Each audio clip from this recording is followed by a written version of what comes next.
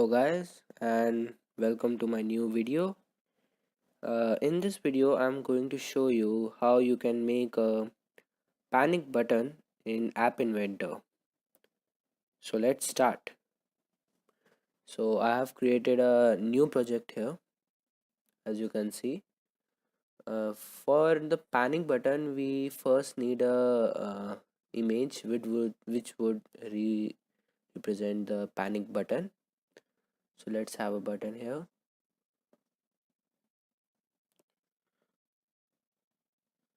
So I have made the screen already aligned horizontally centered and vertically too. For this button, I would empty the text field, and for that matter, I will upload a image here.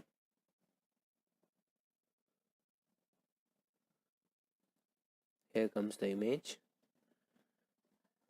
For the for any user, when he will tap this panic button, he can send a notification to some of his family members. So we need a phone number picker which is available in the social group. So we have now got a text for phone number. I will give this a name, select numbers. Let's change the width. Let it be 170 pixels, and after this we go to user interface and pick up 2-3 labels.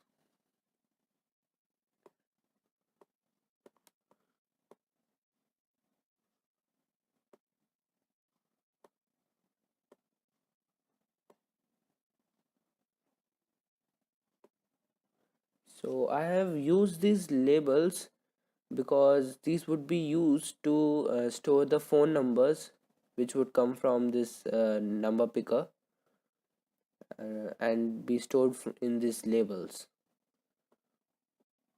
So I would give them name, actually empty the text field.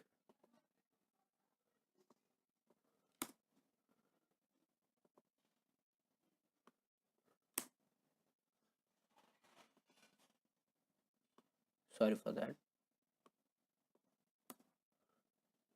Yeah, here we go. Then I need one more button which would be used, oh sorry, which would be used to empty all the text fields in the labels. Give this the name of clear button.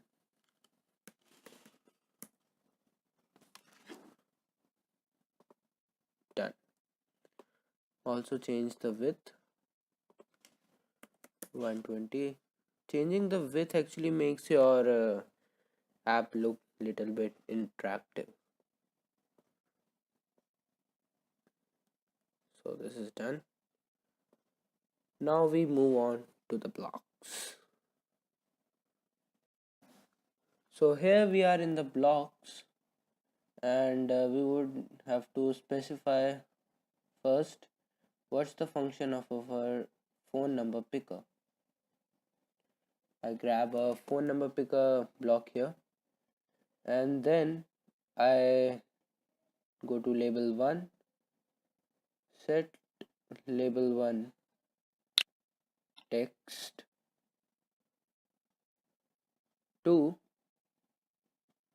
the number I have selected in phone number picker.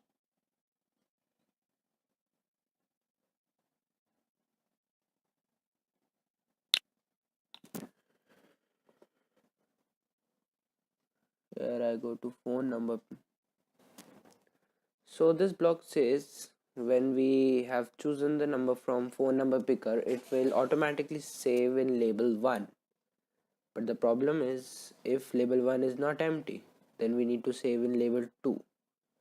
So we use a else if condition here.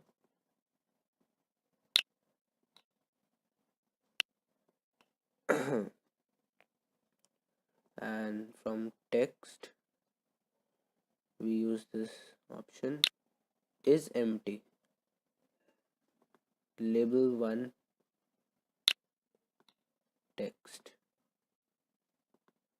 So save the text in label 1. Then we go to else if and do the same for label 2.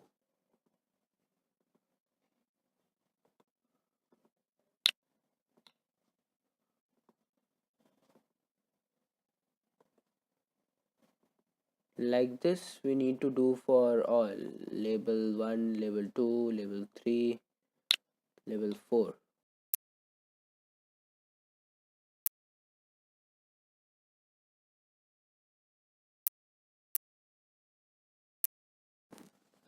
Done. So we are done with the phone number picker, but here we have to have a one more else,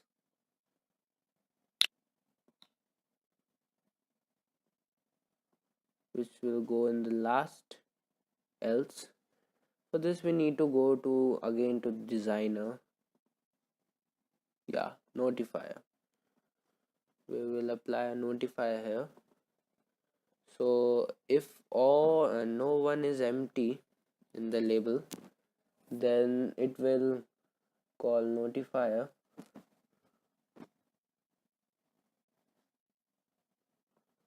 log info message, and the message will say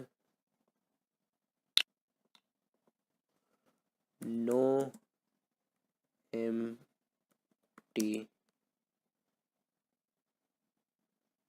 space for the number.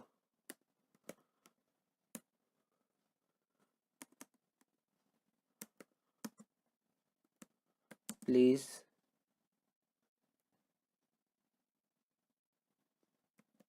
clear the entries to add new ones.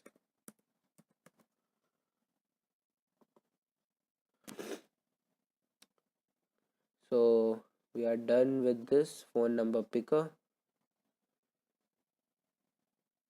Then we come to what will our clear button do. For me it's button number 2. When button number 2 is clicked, then it will set label 1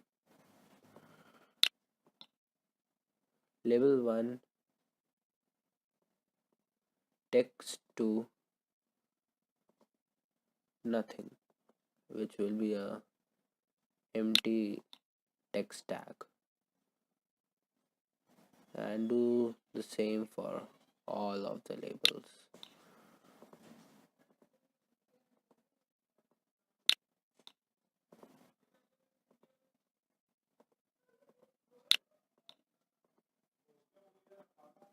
We are done with this, and now we need to go again to designer and add 2 3 sensors here. First is a location sensor. Also we need a clock, and then also we need a you can have a sound here. When the message is sent, you can have this sound being played. I'm not showing this. For storage, I will use a tiny DB one, and one more, social texting. So now we come back to our blocks. In this, now we have to work with tinydb1, which is used to actually store things. So we will store, we need some space for this. Yeah. So in tinydb1 store value, we need to specify a tag here. For I'm using a text here named as tag a.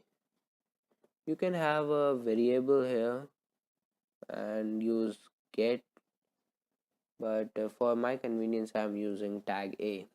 And value to store, I will set it to be label1 text. And we need to do this for all, but little changes here. In this would be tag a, tag b, and label 2.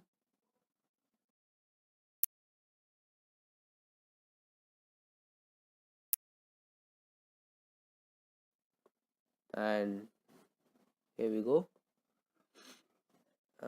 Also we need to use this for button number 2. When we clear, we need to also empty all the entries we have made in the tinydb. So tag, it would be the same used there, tag a. Make sure the name is exactly the same. That's why we use a variable, because we need not specify the name again and again. But then also I'm using a text tag, uh, and value to store, label a,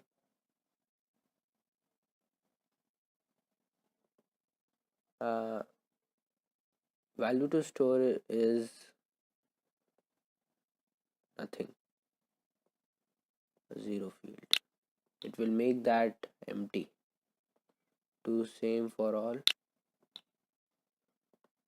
Just keep changing the tag name.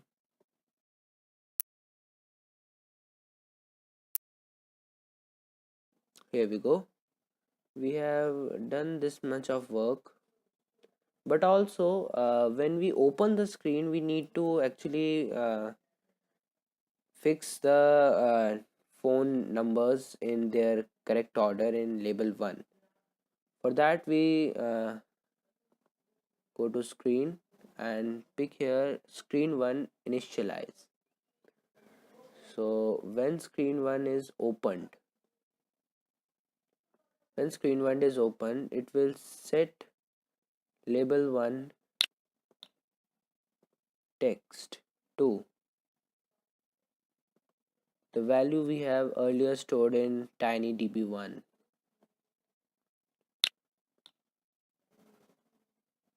and the tag name would be tag a.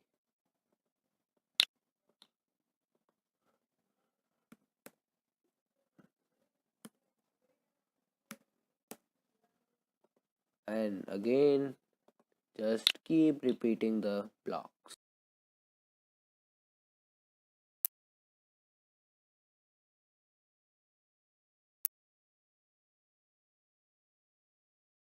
So this much of work is done.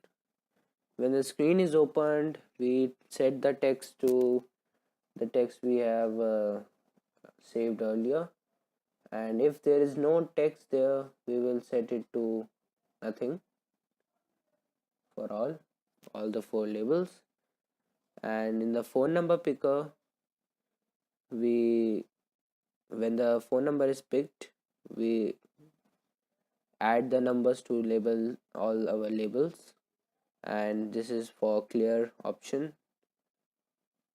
Now we come to the main task, texting. So when button 1, which is our actually panic button, is clicked, then comes the main work. Then we will call texting 1,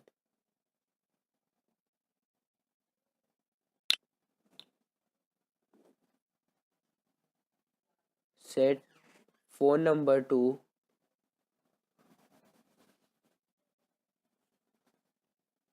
label 1 text,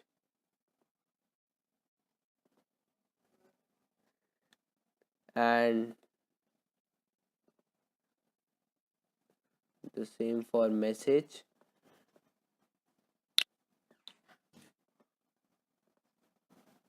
Message would be our same,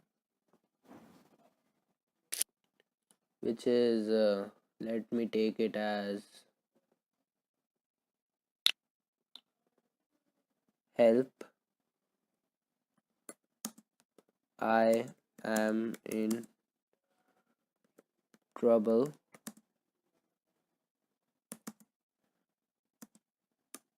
I sorry for that, I am at. And after this, so it will send this message. But also we need to attach here one more field, which would be this, and then a location sensor, which will give this your current address.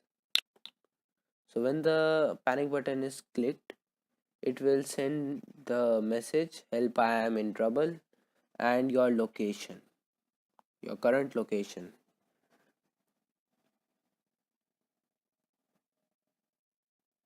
And then texting 1, send message. Then we need to repeat these three blocks for label 1, label 2, label 3, label 4.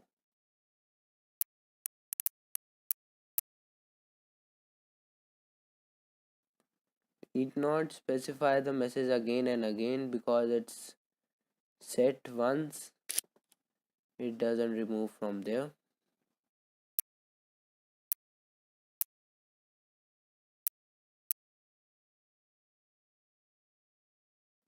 So here's all 1, 2, 3, 4.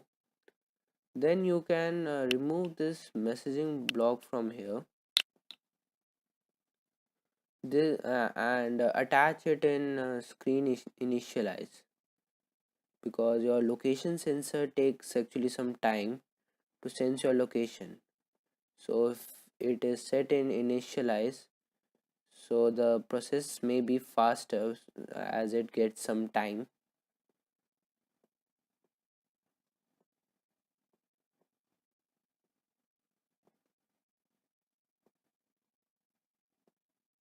Here's the screen initialize, set it here. So when the panic button is clicked, it will set texting 1 phone number to label 1, which is a phone number, and it will send the text, same for all. This is what if it gets a number there in label 1, it will send. But if it's not there, then it's a waste of procedures. So we can have a if and then condition here. So if compare a text,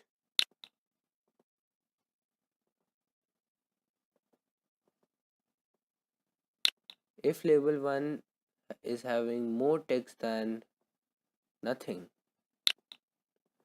then it will do this process, send the text.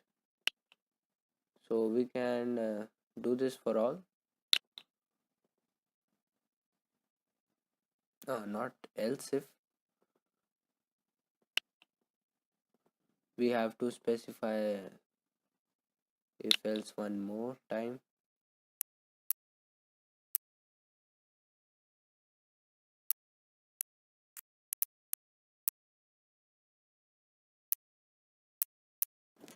So here we go. uh, and also in the end, when all the messages are out, we can have a log info message.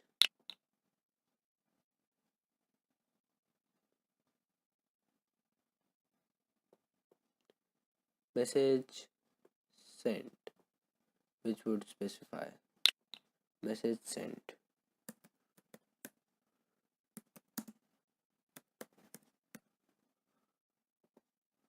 But this message would be displayed if all the also when all the labels are empty. So then we need to have one more else if condition.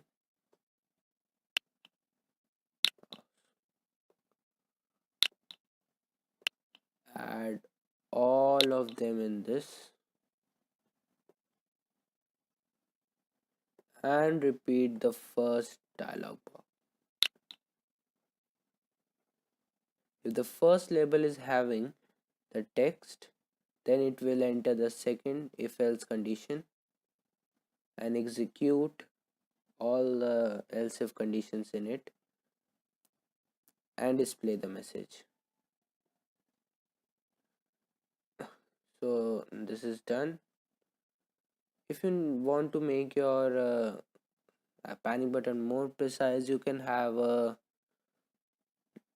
location sensor change, location changed here. This is actually used if the location is changed. If a person is moving and using the panic button, the message may send a wrong information. So the if location sensor location is changed, then it will change the information of message also.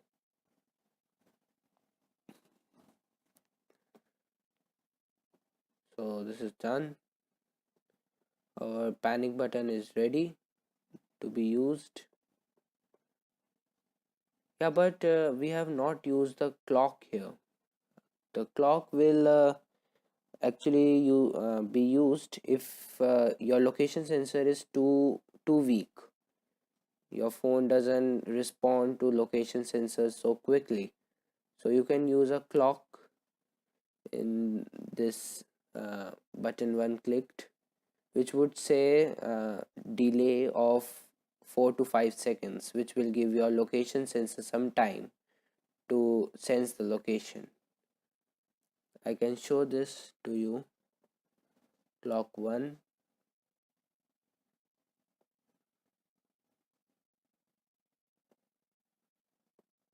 set clock 1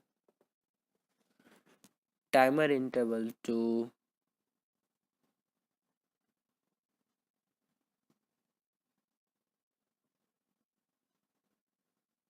5000. Here we need to specify, which would actually mean 5000 seconds. So but here we need to actually uh, have the tag from the math option. It would not take the tag from text option because seconds are specified as a math, not a text. So sorry for that. And remove this block from here, and when clock timer is done with the seconds, with 5000 seconds, it will execute this if then condition. And also for sure we will also have a block here saying to disable the clock one timer. If we don't do this, it will keep on repeating and repeating and sending the messages again and again. So clock 1 timer enabled, logic false. So this makes your panic button complete. uh, Please comment and let me know if it runs correctly. If there's any problem, I will surely be available there. Please like, share and subscribe my channel for more interesting videos. Thanks.